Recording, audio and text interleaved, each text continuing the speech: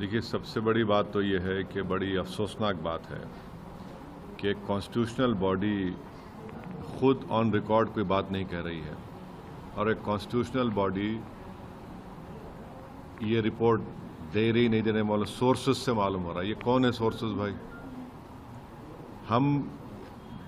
तकलीफ हमको इस बात की है कि कॉन्स्टिट्यूशनल बॉडी खुद कह दे इस बात को कि ये जो बोल रहे हैं। दूसरी बात यह है कि ईसीआई को किसने पावर्स दिया डिटरमाइन करने के लिए कोई सिटीजन है या नहीं है। तीसरी बात यह कि मैं सबसे पहली हमारी पार्टी थी जिसने कहा था कि ये जो एसआईआर हो रहा है बिहार में, ये एनआरसी बैकडोर से हो रहा है, वो साबित हो रहा है। ईसीआई को पावर्स नहीं है सिटीजनशिप डिटरमाइन करने का।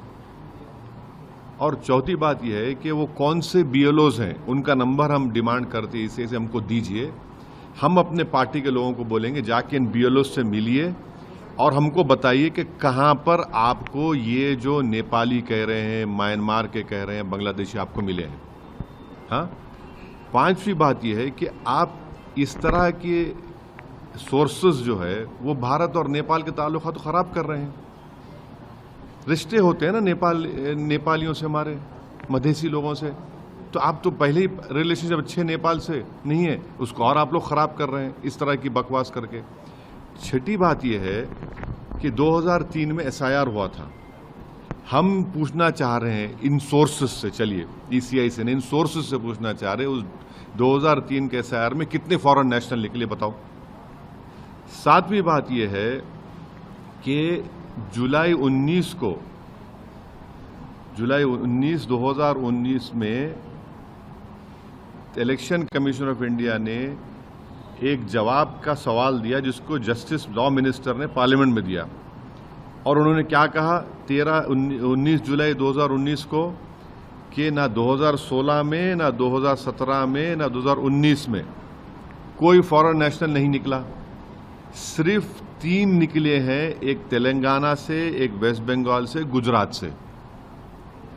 तो ये सोर्सेस बेशरम है, मैं कह रहा हूं, बेशरम है ये लोग। और 8वीं बात यह है कि किशनगंज, अरारिया, पूर्णिया, कटिहार 2025 में समरी रिवीजन हुआ है। अब समरी रिवीजन में वहां पर नाम जिसके नहीं आए, किसके नहीं आए कि उसकी मौत हो गई या वो शिफ्ट हो गया या फिर वोटर नहीं मिला। समरी रिवीजन में कोई ये बात नहीं आई कि सिटीजनशिप का मामला आया या डॉक्यूमेंट अनअवेलेबल था।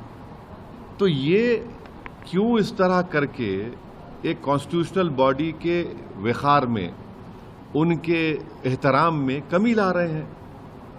तो ये सरासर गलत है। हम चाहेंगे कि ईसीआई को खुद ऑन रिकॉर्ड ये बात कहे।